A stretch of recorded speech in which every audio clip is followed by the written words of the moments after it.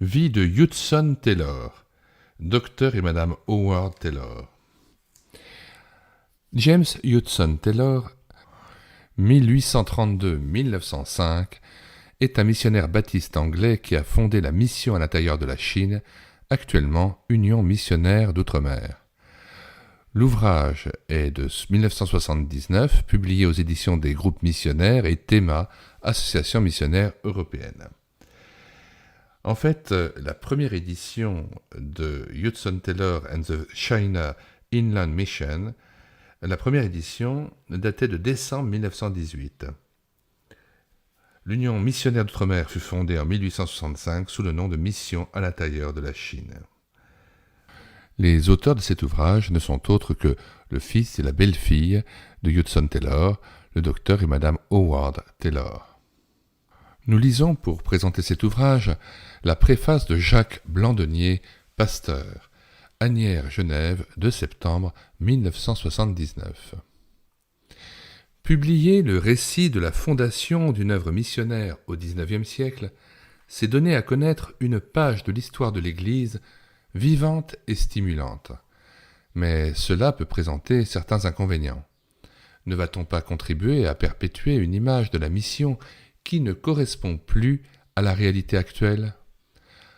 En effet, et précisément parce que ces efforts des pionniers ont atteint leur but, il y a aujourd'hui, dans la plupart des pays qu'on appelait autrefois « champs missionnaires », entre guillemets, une église implantée, responsable et apte à évangéliser elle-même son pays mieux que ne sauraient le faire des étrangers.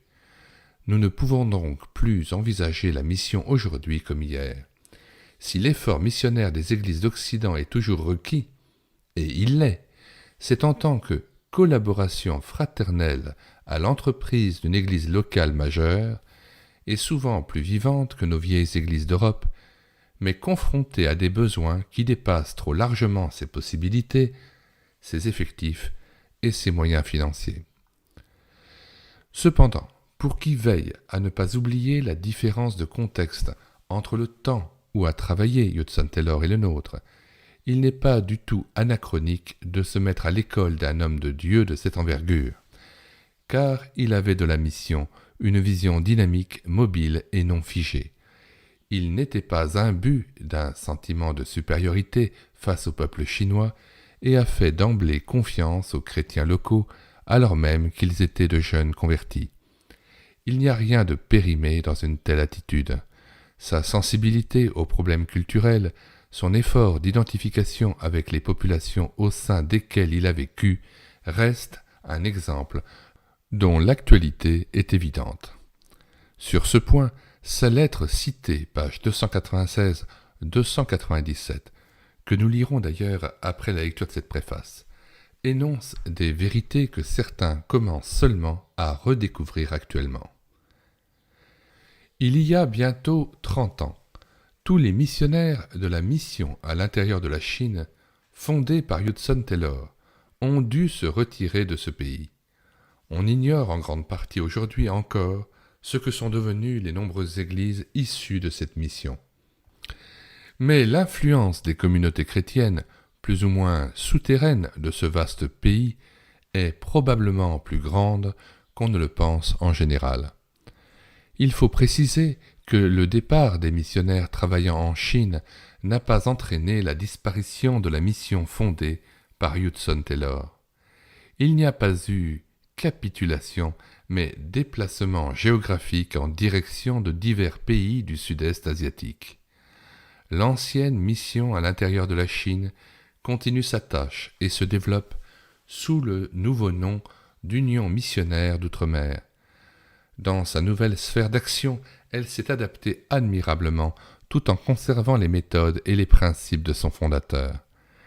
Cette 3e édition a été revue et quelque peu condensée par rapport à celle que les groupes missionnaires ont publiée en 1947. La vie entière de Hudson Taylor était conduite par la prière, et il avait à un degré rare le don de la foi. 1 Corinthiens 12, verset 9. Il l'exerçait dans tous les domaines de sa vie et de son ministère, et pas seulement sur le plan financier, comme on le pense parfois. Le récit de la vie d'un homme exceptionnel peut être décourageant si l'on s'imagine que Dieu appelle tout le monde à une tâche exceptionnelle. John Stott a écrit « Ce que l'Écriture nous rapporte comme étant arrivé à d'autres ne nous est pas forcément destiné, tandis que nous devons nous approprier ce qui nous est promis et obéir à ce qui nous est demandé. » À côté de Hudson Taylor, fondateur d'une grande mission interecclésiastique et internationale, il y a de nombreux collaborateurs qui ont accompli des tâches souvent ignorées, mais sans lesquelles le résultat n'aurait pas été atteint. Le récit de cette vie est une inspiration pour l'Église appelée à prendre conscience toujours à nouveau de l'ordre ultime du Christ. Allez dans le monde entier et prêchez la bonne nouvelle à toute la création. Marc 16, verset 15. Fin de la lecture de la préface. Avant de lire les pages 276-277 de cet ouvrage, nous signalons que nous avons mis dans les commentaires de cette vidéo non seulement la table des matières de cet ouvrage, mais aussi et surtout le lien de téléchargement gratuit de cet ouvrage de Dr et Madame Howard Taylor, Vie de Hudson Taylor. Vous cliquez sur le lien et vous arrivez sur le site internet médiathèquechrétienne.fr, site que nous avons créé afin de pouvoir assurer la réédition numérique des ouvrages chrétiens épuisés et non réédités comme l'était cet ouvrage. C'est pourquoi nous vous invitons à vous rendre sur le site internet médiathèquechrétienne.fr et de regarder quels sont les centaines d'ouvrages que nous avons déjà numérisés pour vous, mis à votre disposition, ouvrages de dizaines d'auteurs, afin que vous puissiez en faire votre miel et être enrichis intérieurement. Lecture maintenant donc de la page 276-277, incluant cette lettre de Hudson Taylor dont parlait Jacques Blandonnier. Nous lisons un petit peu avant le début de cette lettre. À partir du bas de la page 275. Hudson Taylor donne de nombreux exemples des délivrances merveilleuses dont il fut l'objet ou le témoin. Il vit Dieu, en réponse à la prière, apaiser la fureur de la tempête, changer la direction du vent et donner de la pluie au milieu d'une sécheresse prolongée. Il le vit calmer les passions irritées et déjouer les intentions meurtrières des hommes violents et les machinations des ennemis de son peuple. Il le vit guérir des mourants quand tout secours humain était impuissant. Pendant 8 ans et demi, il éprouva la fidélité de Dieu qui pourvut abondamment à tous les besoins de son serviteur et de son œuvre. La grandeur même de ses besoins, considérée à la lumière des ressources divines et non humaines, exigeait des méthodes aussi nouvelles et définies que la sphère d'activité de la mission projetée. Comment, par exemple, l'œuvre pourrait-elle n'intéresser qu'une partie de l'Église de Christ ? Aucune ne serait assez nombreuse, ni assez riche pour fournir les hommes et les ressources indispensables. La mission doit être libre d'accepter tous les ouvriers qui connaissent vraiment leur Dieu, ayant le don de gagner des âmes et faisant abstraction des différences secondaires pour s'attacher à l'essentiel, à l'unité en Christ. Quant au fond, comment la mission, ne possédant rien, pourrait-elle promettre à ses membres un salaire fixe ? Tout ce que Hudson Taylor recevra en réponse à la prière, il sera heureux de le distribuer à ses collaborateurs, mais il ne pouvait promettre rien de plus, si ce n'est la résolution de ne jamais faire de dette, ni pour la mission, ni pour lui-même. Quiconque s'engagerait dans cette œuvre devrait se pénétrer de l'idée qu'étant appelé par Dieu, il ne devrait compter que sur lui pour lui fournir la force, la grâce, la protection, les capacités nécessaires, aussi bien que le pain quotidien. À cette œuvre de foi, chacun des collaborateurs devra apporter sa quote-part de foi au Dieu vivant. C'était là la seule base possible. Parlant de cette période du début, Hudson Taylor écrivait plus tard « Après avoir prié, nous avons décidé de faire appel, sans distinction de dénomination, à tous ceux qui croient pleinement à l'inspiration de la parole de Dieu et qui veulent prouver leur foi en allant dans l'intérieur de la Chine sans autre garantie que celle qu'ils trouvent dans la Bible. La parole de Dieu dit « Cherchez d'abord le royaume de Dieu et sa justice, et tout le reste, pain et vêtements, vous sera donné par-dessus. Celui qui ne croit pas que Dieu dit la vérité n'a que faire d'aller en Chine pour propager la foi. S'il le croit assurément, cette promesse lui suffira. Il est écrit encore, Dieu ne refuse aucun bien à ceux qui marchent dans l'intégrité. Si quelqu'un n'a pas l'intention de marcher ainsi, il fera mieux de rester chez lui. S'il a cette intention, il possède le meilleur fonds de garantie. Dieu dispose de tout l'or et l'argent du monde, et des troupeaux qui paissent sur 1000 montagnes. Nous aurions pu avoir un fonds de garantie si nous l'avions désiré, mais nous avons senti qu'il serait plus nuisible qu'utile. Nous pouvons accepter d'avoir aussi peu que le Seigneur le voudra, mais nous ne saurions consentir à avoir de l'argent non consacré ou des fonds placés d'une manière douteuse. Plutôt ne rien avoir, même pour acheter du pain, car il y a beaucoup de corbeaux en Chine, et le Seigneur saurait bien nous les envoyer comme auprès d'Élie avec du pain et de la viande. Notre Père nous connaît bien et il sait parfaitement que ses enfants s'éveillent chaque matin avec un bon appétit. Il leur donne toujours le déjeuner nécessaire et ne les envoie pas au lit sans souper. Il a nourri pendant 40 ans dans le désert 3 millions d'Israélites. Nous ne nous attendons pas à ce qu'il envoie en Chine 3 millions de missionnaires. Mais, s'il le faisait, il saurait bien les entretenir. Ayant toujours ce Dieu devant nos yeux, afin que nous marchions dans son chemin, cherchant à lui plaire et à le glorifier dans les grandes comme dans les petites choses. Sur ce fondement, l'œuvre de Dieu, faite à la manière de Dieu, ne manquera jamais des subsides de Dieu. Il peut susciter, il suscitera des ouvriers volontaires qualifiés pour toutes les formes d'activité de notre œuvre, concluait-il. Tout ce que nous nous proposons de faire est de nous reposer fermement sur la fidélité de celui qui nous a appelés à cette tâche et, obéissant à son appel et nous remettant à sa puissance, d'élargir la sphère de nos opérations pour la gloire du nom de celui qui seul fait des choses magnifiques. Si l'on nous demande « Êtes-vous sûr que l'intérieur de la Chine, bien qu'ayant grand besoin de l'Évangile, soit accessible ?» Nous répondrons par une autre question. Quand le maître dit « Allez », le serviteur a-t-il le droit d'élever des objections ? Toutes les difficultés ne sont-elles pas résolues par le fait que toute puissance lui a été donnée au ciel et sur la terre, et qu'il est avec nous jusqu'à la fin du monde ? Les difficultés et les dangers seront grands, mais précisément ces difficultés et le sentiment de notre pauvreté et de notre faiblesse nous obligeront à nous appuyer d'autant plus sur la force, la richesse, la plénitude de Jésus. Dans le monde, vous aurez des tribulations, mais en moi, paix. Telle sera l'expérience de ceux qui seront occupés dans ce travail.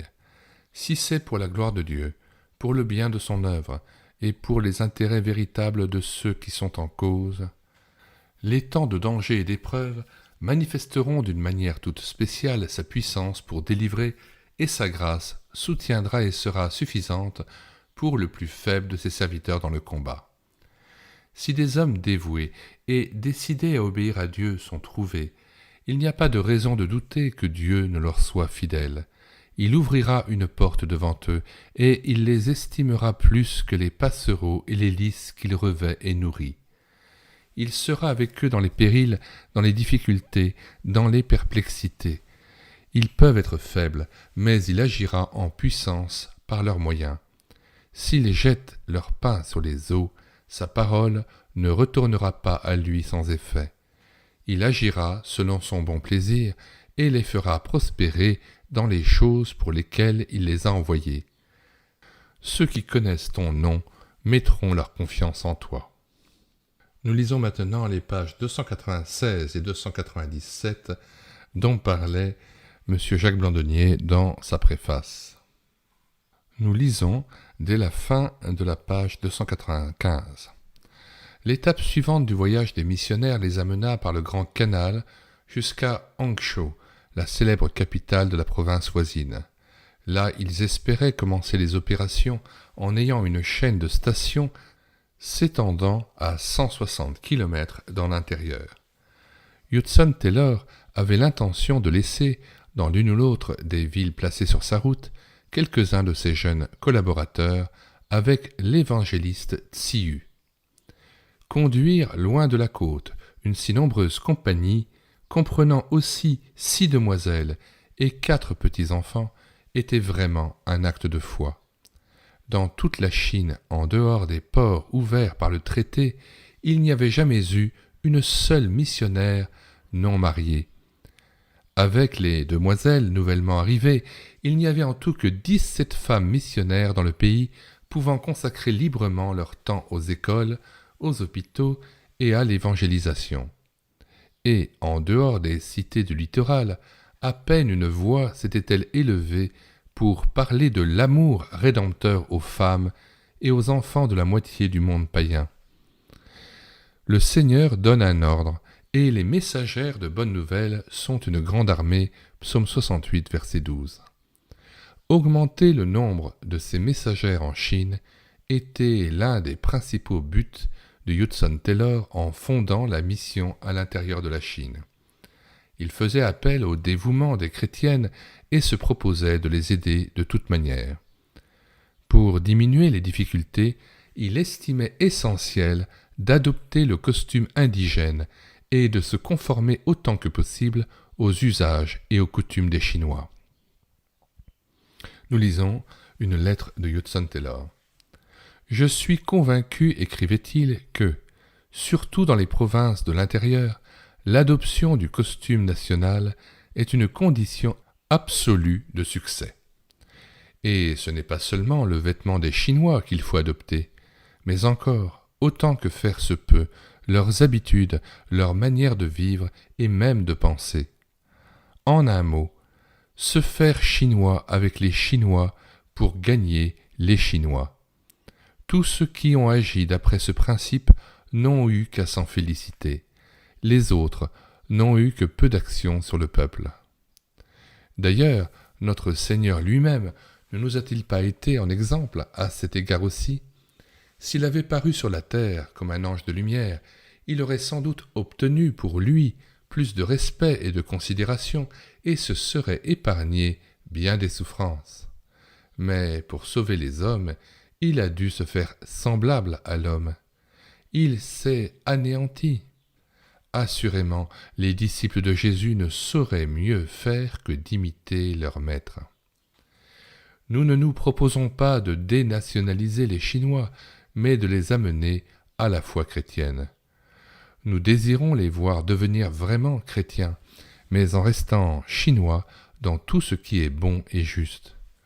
Nous désirons voir des églises composées de Chinois authentiques et ayant à leur tête des pasteurs de leur race, adorant Dieu dans leur langue et dans des temples portant le cachet de leur architecture nationale. Si réellement nous désirons les voir devenir tels, mettons sous leurs yeux, pour autant qu'il est en notre pouvoir de le faire, de vivants exemples. Soyons parmi eux comme des Chinois chrétiens, afin que nous puissions en sauver quelques-uns. Adoptons donc leur costume, apprenons leur langue, cherchons à nous conformer à leurs habitudes, mangeons la même nourriture qu'eux, dans la mesure où notre santé et notre constitution le permettront. Vivons dans leur maison et évitons d'en modifier inutilement l'aspect extérieur. Ne changeons des détails à l'intérieur que si la santé ou le bien de l'œuvre le réclament impérieusement. Cela ne se fera pas sans quelques sacrifices qui nous coûteront, surtout au début.